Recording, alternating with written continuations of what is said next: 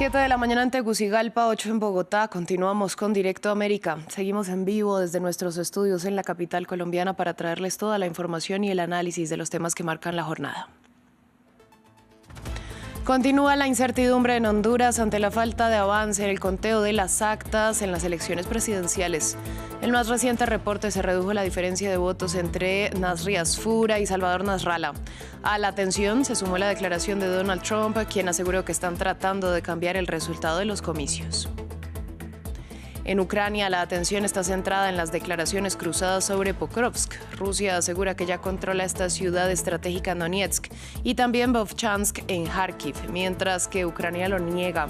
Esto mientras que en terreno diplomático Steve Witkoff y Jared Kushner están en Moscú para su reunión con Vladimir Putin. El Papa León XIV partió de Líbano tras una visita de 3 días. Su último acto fue una misa en el golpeado puerto de Beirut ante unas 150.000 personas. El pontífice llamó a lograr nuevos enfoques en Oriente Medio que rechacen la violencia. En revista de prensa comentamos, entre otros temas, una exclusiva del medio estadounidense Axios que revela detalles de la carta que habría sido detonante para que Donald Trump anunciara el indulto al expresidente hondureño Juan Orlando Hernández, condenado a 45 años de prisión por narcotráfico. Marta Moya nos trae la ampliación en unos minutos. En economía hablaremos de Italia porque el partido de Giorgia Meloni hace parte de y busca que las reservas de oro del país sean declaradas propiedad del pueblo italiano. Una solicitud que nació luego de la reestructuración del prestamista nacional que ha tenido el ingreso de actores privados. Los detalles de este escenario los revisamos en minutos con Juan Pablo Lucumí.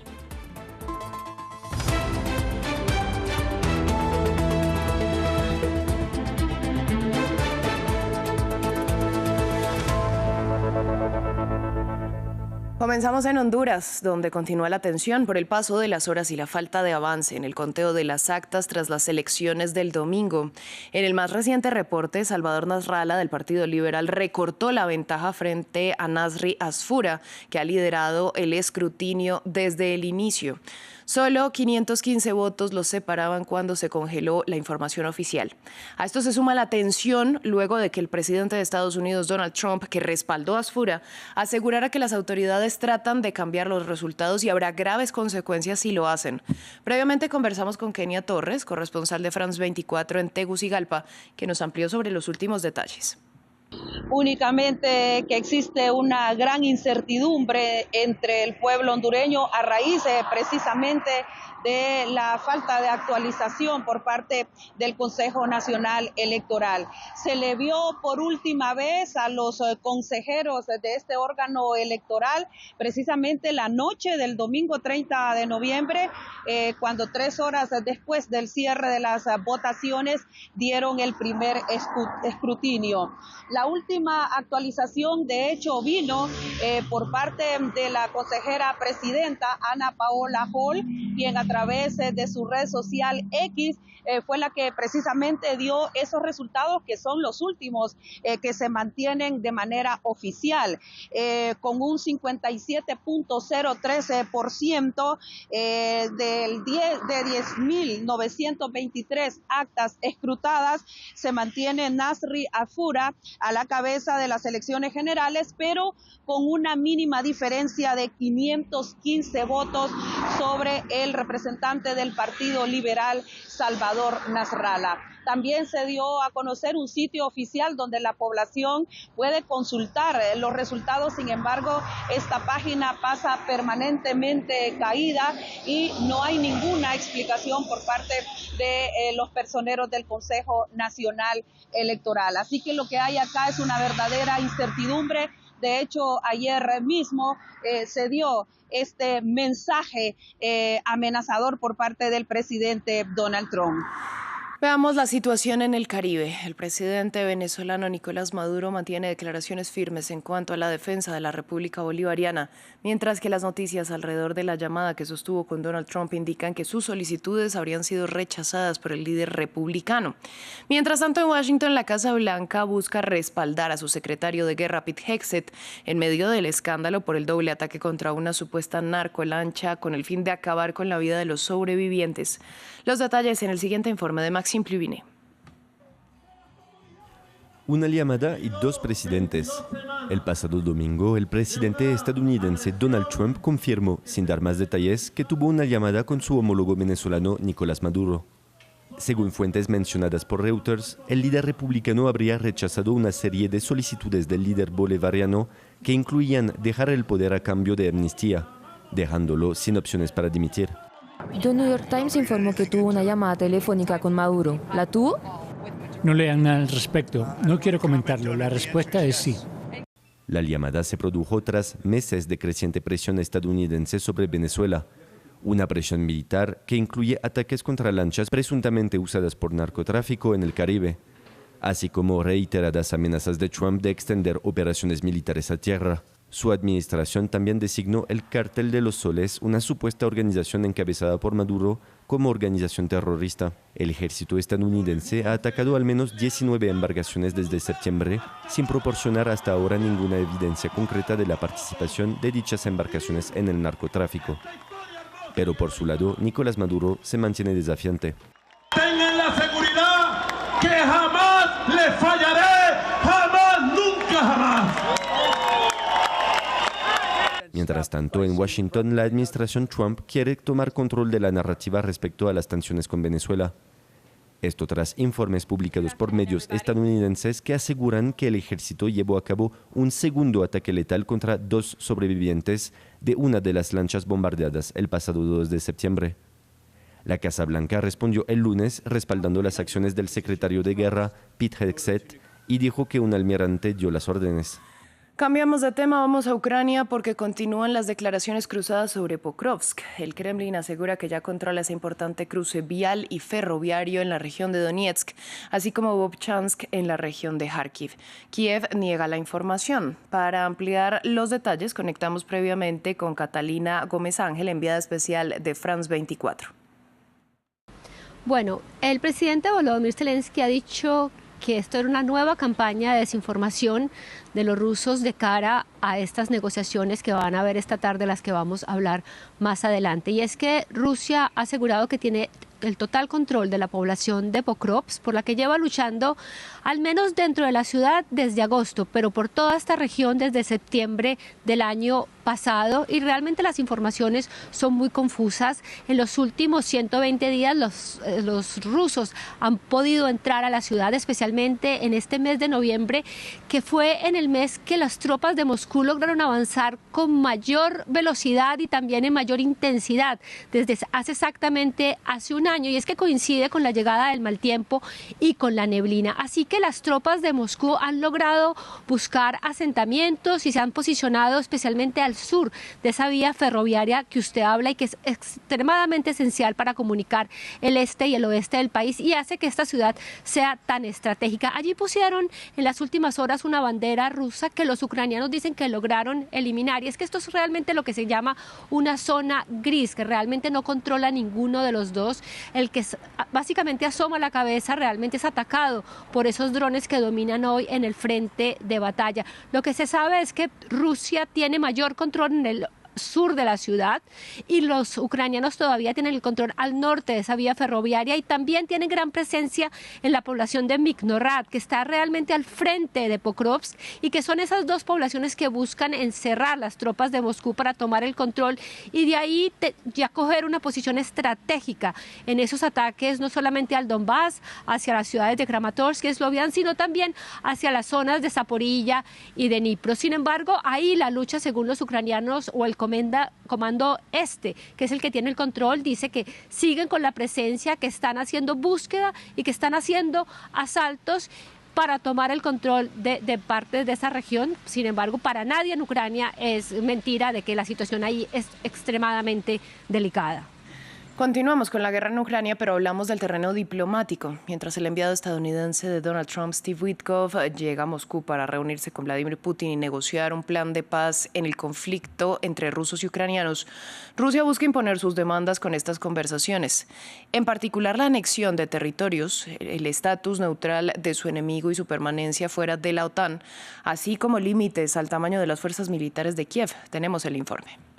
¿Qué exigencias pondrá Vladimir Putin sobre la mesa en su reunión con Steve Witkoff? En el frente, Rusia se enfrenta a una posición de fuerza, con un avance significativo. Ayer reivindicó la toma de Pokrovsk, una ciudad clave para el ejército ucraniano. Kiev afirma que los combates continúan en la ciudad. En un mes, los rusos han conquistado 701 kilómetros cuadrados de territorio ucraniano. Se trata de una de las conquistas más importantes en más de 3 años de guerra. La semana pasada, Vladimir Putin afirmó una de sus condiciones para alcanzar la paz. Si las tropas ucranianas abandonan los territorios ocupados, cesaremos las hostilidades. Si no se van, las expulsaremos por la fuerza militar. El presidente ruso no precisó si se refería únicamente a los territorios de Donetsk y Lugansk o si incluía también a Jersón y Zaporilla en este ultimátum, 2 regiones en las que las fuerzas ucranianas aún resisten. Vladimir Putin también querría que Crimea, anexionada en 2014, fuese reconocida como rusa, incluso por Estados Unidos. En cualquier caso, eso es lo que figuraba en la primera versión del acuerdo de 28 puntos presentada hace más de una semana, un primer proyecto de acuerdo considerado muy favorable a Rusia, que desde entonces ha sido modificado, en particular durante las negociaciones en Ginebra. En el plano militar, Moscú se niega desde hace varios meses a un alto al fuego y desea una reducción de los efectivos del ejército ucraniano y que su enemigo no se integre a la OTAN. Aunque las conversaciones entre Estados Unidos y Ucrania han sido consideradas productivas por ambas partes en los últimos días, queda por ver si la reunión entre Steve Witkoff y Vladimir Putin provocará un nuevo giro en la diplomacia estadounidense con respecto a la cuestión ucraniana. Vamos al Líbano, donde el Papa León XIV partió del país tras su visita de 3 días. Su último acto fue una multitudinaria misa en el puerto de Beirut. Se estima que unas 150.000 personas asistieron a la Eucaristía con la que el pontífice cierra su escala en territorio libanés. Más temprano, el jerarca católico pidió nuevos enfoques para Oriente Medio que rechacen la violencia y llamó a los cristianos del mundo a tener coraje. Todos debemos hacer nuestra parte y unir nuestros esfuerzos para que esta tierra recupere su gloria. Solo tenemos una manera de hacerlo, desarmando nuestros corazones. Despojémonos de la armadura de nuestras divisiones étnicas y políticas.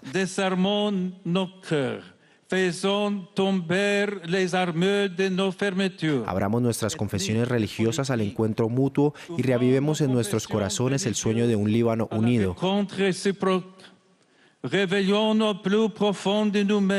Un Líbano donde reine la paz y la justicia, donde todos nos reconozcamos como hermanos y hermanas.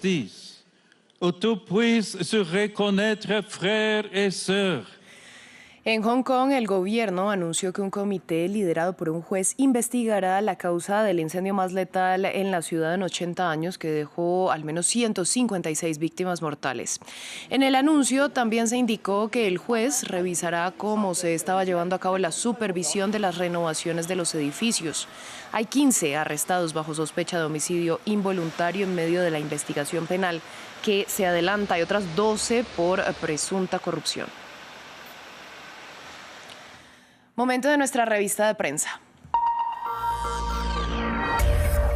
Para revisar lo que titula la prensa internacional en este martes, me acompaña en el estudio mi compañera Marta Moya. Marta, qué gusto verla. Igualmente, Valentina, muy buenos días. Vamos a abrir este espacio y es una exclusiva del medio estadounidense Axios que revela detalles acerca del que habría sido el detonante para que Donald Trump anunciara en sus redes sociales ese indulto que desea darle al expresidente hondureño Juan Orlando Hernández, que recordemos está condenado por narcotráfico en Estados Unidos. Sí, Valentina, y recordemos también que este anuncio se da en medio de este proceso electoral interrumpido desde el domingo en Honduras con la no actualización de los resultados electorales.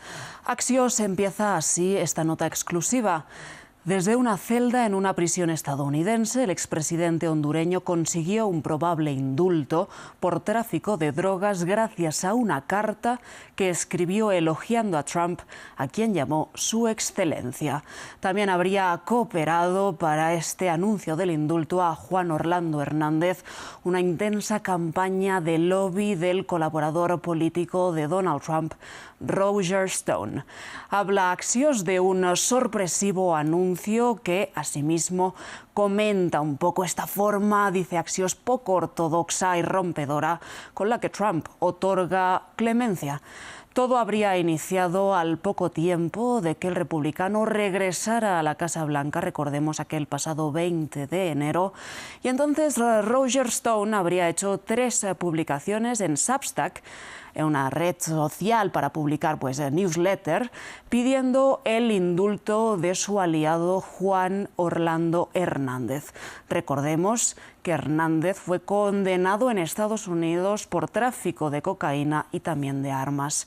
Hace unos días, Roger Stone se reunió con Donald Trump para hablar de Honduras y en esa reunión le habría mostrado, dice Axios, la carta que Juan Orlando Hernández habría escrito a Donald Trump elogiando al presidente de Estados Unidos. Pocas horas después de esa reunión, Trump publicó en Truth Social que respaldaría a Tito Asfura, el candidato del partido de Juan Orlando Hernández para las elecciones en Honduras, y menos de 20 minutos después Trump publicó otro tuit, otro Truth Social, pidiendo el indulto para Hernández. Entre los elogios estaría lo siguiente, un extracto de la carta del exmandatario hondureño que dice: «He encontrado fuerza en usted, señor, en su resiliencia para regresar a ese gran cargo a pesar de la persecución y el enjuiciamiento que enfrentó». A ver si nosotros también encontramos fuerza en Donald Trump, Marta. Vamos a seguir hablando de Honduras. Lo decíamos, y es este anuncio del indulto a Juan Orlando Hernández, o de esa intención de indultarlo,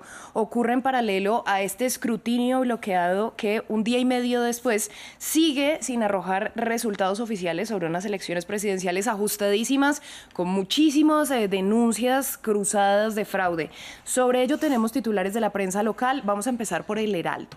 Sí, Valentina, El Heraldo titula hoy: apenas 515 votos separan a Nasrallah de Asfura, y revelan este escrutinio del Consejo Nacional Electoral. Hablamos de Salvador Nasrallah y Tito Asfura, quienes pugnan por la presidencia hondureña. Dice asimismo este medio que el país centroamericano vive unas elecciones generales con unos resultados cerrados que mantienen al país en la expectativa, a lo que se suman unas declaraciones de Donald Trump, que ha cuestionado la legitimidad de estos comicios si no gana su candidato predilecto, Tito Asfura. Vamos a continuar con Diario Tu Nota. Pues estamos titula a esta hora Tu Nota. El CNE convoca una reunión urgente por la demora en los resultados preliminares. El retraso en la actualización de los resultados genera incertidumbre, dice este medio hondureño, en medio de unas elecciones, dice asimismo, extremadamente reñidas. El órgano electoral habría convocado a la empresa de transmisión de resultados para pedirle explicaciones sobre las demoras, a lo que habrían respondido que los retrasos atienden a una ralentización en los sistemas internos del procesamiento de los votos. Esto es lo que dice a esta hora Tu Nota. Y vamos a cerrar el bloque con El Criterio. Otro titular que dice lo siguiente: empate técnico entre Nasrallah y el candidato de Trump empantanan las elecciones en Honduras. Estados Unidos, dice este medio, se mantiene atento a los resultados, califica de injerencia lo que está haciendo Donald Trump al respecto del proceso electoral hondureño, y nos recuerda que las sombras sobre este proceso de elecciones se remontan ya a marzo de este mismo año, con las elecciones primero primarias, con incidentes también por el retraso en el inicio de las votaciones que han derivado, dice El Criterio, en una crisis permanente que dura hasta este momento. Bueno, Marta, nosotros vamos a cambiar de tema, vamos a la esfera ucraniana. Mientras avanzan las conversaciones para lograr un cese de hostilidades, pues hoy el Banco Central Europeo dio un revés a esas aspiraciones ucranianas y a las de parte del bloque comunitario. La historia nos la trae el Financial Times. Que titula, Valentina, lo siguiente: el BCE, el Banco Central Europeo, se ha negado a respaldar un préstamo de 140.000 millones de euros a Ucrania, saliente de esos activos rusos congelados que están principalmente en Bélgica. Ha habido muchas discusiones en el seno de la Unión al respecto de esos activos congelados rusos. No ha habido decisión al respecto todavía, y dice el Financial Times que esta decisión del BCE textualmente asesta un golpe al plan de la Unión Europea. El Banco Central dice que la propuesta de la Comisión que lidera Ursula von der Leyen viola su mandato. La idea que propuso la conservadora en el seno de la Unión era que los países del bloque proporcionaran garantías estatales de los 27 para compartir el riesgo de un posible impago por parte de Ucrania al respecto de ese préstamo de 140.000 millones de euros. La Comisión habría preguntado al Banco Central si podrían asimismo actuar como prestamistas en última instancia, a lo que el BCE respondió que era imposible. Así lo destaca el Financial Times.